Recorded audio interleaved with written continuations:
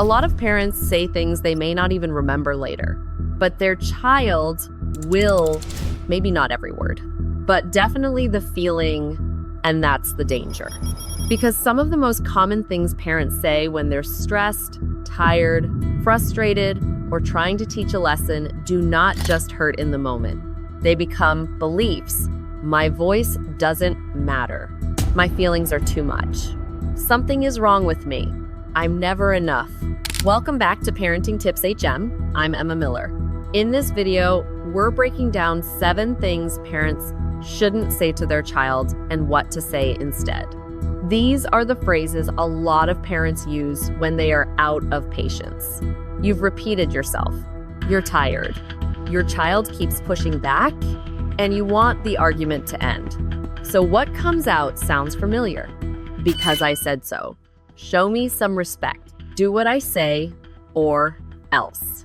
In the moment, that can feel effective. But to a child, it often sounds like this. Your opinion doesn't matter. If you disagree, you're disrespectful.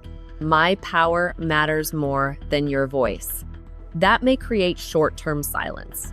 But over time, it often creates resentment, dishonesty, or emotional distance. Children do need boundaries, but they also need to feel that being younger does not make them voiceless. So what should you say instead? Instead of, because I said so, try. The answer is no, and here's why. Instead of, show me some respect, try. You don't have to agree with me, but you do need to speak respectfully. Instead of, do what I say or else, try. Here's the rule, and here's what happens if you don't follow it. And once a child starts feeling like their voice matters less than your authority, the next mistake parents make hits even closer. Because now it's not just the child's voice, it's the child's feelings. This is one of the most common ways parents shut a child down without realizing it. Your child is crying after school. They're upset over something that seems small to you. They're embarrassed, hurt, frustrated, or overwhelmed. And what comes out sounds familiar. Stop crying. It's not a big deal. You're fine. Other people have it worse. Parents usually say these things because they want the child to calm down. But to a child, these phrases feel dismissing. Because what your child hears is, your feelings are too much. What hurts you doesn't matter here. I need you to stop feeling this before I can handle you. A child who keeps hearing that their feelings are too much often becomes one of 2 things: emotionally shut down or emotionally louder. Some stop opening up, some escalate. Some grow up not trusting their own feelings. So what should you say instead? Instead of, stop crying, try. I can see you're upset. I'm here. Instead of, it's not a big deal. Try. This feels big to you right now. Talk to me. Instead of, other people have it worse. Try. That may be true, but I still want to understand what this feels like for you. And if behavior still needs a boundary, you can say, I understand you're upset and I'm going to help you through this, but we're not going to yell at each other. And once a child starts feeling like their feelings are a problem, the next thing many parents say makes it even more personal. Because now it's not just the feeling that gets dismissed, it's the child. This is where a lot of parents stop correcting behavior and start defining the child. Maybe your child keeps putting off homework. Maybe they cry easily. Maybe they react strongly. Maybe they push back when you're already tired. And what comes out sounds like this. You're lazy. You're too sensitive. You're being ridiculous. You need to grow up. To a child, these do not land as correction. They land as identity. Because what your child hears is, this is who I am. Something is wrong with me. I'm too much. I'm the problem. That is why labels backfire. A child who hears these things over and over starts building a story about themselves. A lazy child, a dramatic child, a difficult child, and children often grow into the stories they hear the most. So what should you say instead? Describe the behavior, not the person. Instead of, You're lazy. Try. I notice you haven't started yet. What's making this hard to begin? Instead of, you're too sensitive. Try. You feel things deeply. Let's slow down and talk about what upset you. Instead of, you're being ridiculous. Try. I can see this feels really big to you. Let's slow it down. Instead of, you need to grow up. Try. I want to help you handle this in a calmer way. And once a child starts feeling like they are the problem, the next mistake parents make cuts in a different way. Because now the child gets compared. This is one of the most common mistakes parents make when they want their child to do better. And the words sound familiar. Why can't you be more like your brother? Look at your sister. Why can't you be more like your friend? Parents usually say this because they think comparison will motivate a child. But to a child, comparison rarely feels like motivation. It feels like rejection, because what your child hears is, someone else is the standard. You are falling short. Someone else is easier to be proud of than you. That can create anxiety, resentment, or a child who keeps achieving but still feels behind on the inside. Comparison may create pressure, but pressure is not the same thing as healthy motivation. So what should you say instead? Instead of, why can't you be more like your sister? Try. You and your sister are different people. I care about your progress. Instead of, why can't you be like your friend?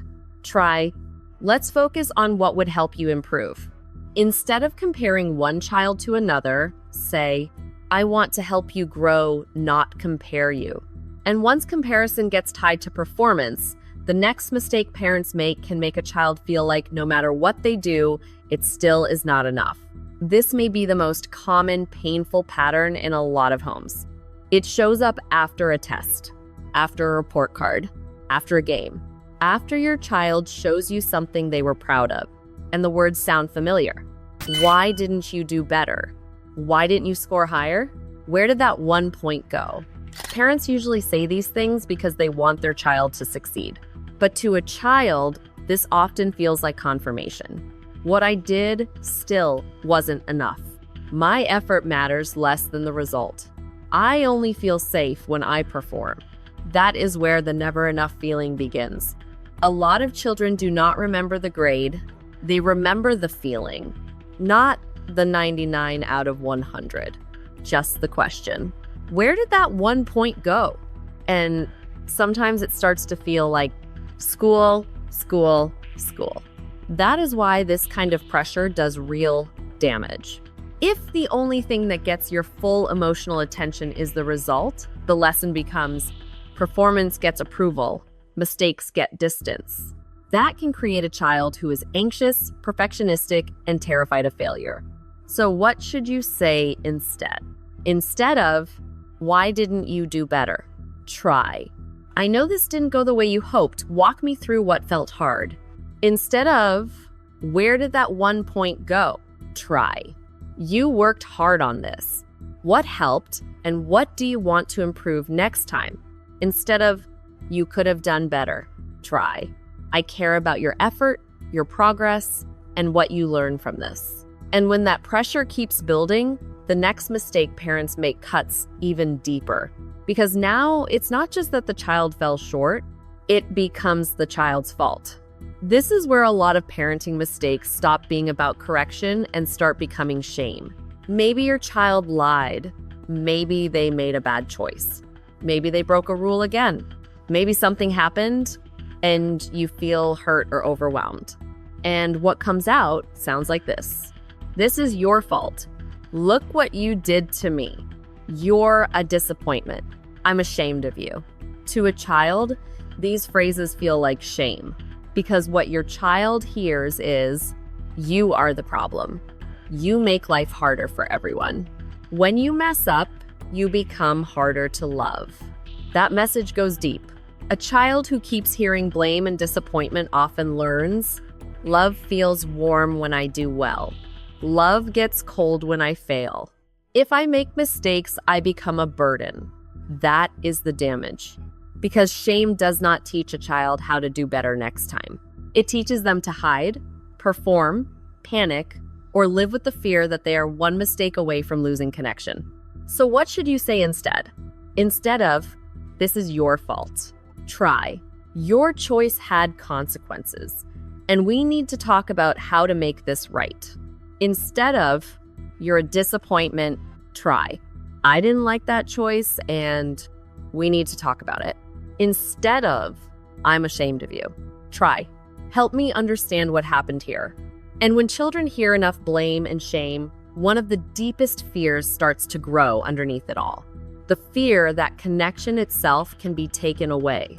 This is where the damage goes even deeper, because now the child is no longer just afraid of disappointing you, they are afraid of losing you. These phrases usually come out in the worst moments. A screaming fight, a slammed door, a child who is already acting out, a parent who feels overwhelmed, trapped, furious, or completely out of patience. And then the words come out, "I'm leaving. I'm never coming back. Go live with your other parent. Once you're 18, I'm kicking you out." To a child, these words do not feel like discipline. They feel like abandonment, because what your child hears is, "You are pushable away. You are too much to stay with. My love and presence can disappear when things get hard." That kind of fear goes straight to the deepest part of a child's nervous system. When the caregiver becomes the one threatening disappearance, rejection, or removal, the child feels unsafe. That can create panic, clinginess, shutdown, anger, or a child who acts like they do not care because that feels safer than admitting how scared they are. So what should you say instead? If you are that flooded, the goal is not to keep talking. The goal is to pause without threatening the relationship. Instead of, "I'm leaving," say, "I'm too upset to talk well right now. I'm going to step away for a minute, and I'm coming back." Instead of, "Go live with your other parent," say, "I'm very angry right now, but I'm not leaving this conversation. We'll come back to it when we're calmer." Instead of using separation as a weapon, say, "I'm upset, but I'm still here. And before we end, there's one more thing that really matters." Maybe you've said some of these phrases already. That does not mean the relationship is ruined, but it does mean repair matters.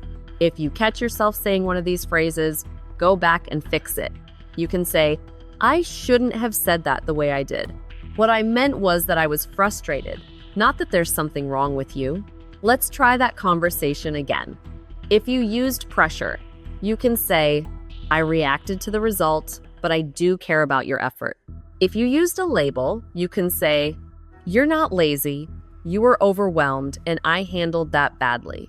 If you shut them down, you can say, "The rule still stands, but I want to explain it more respectfully."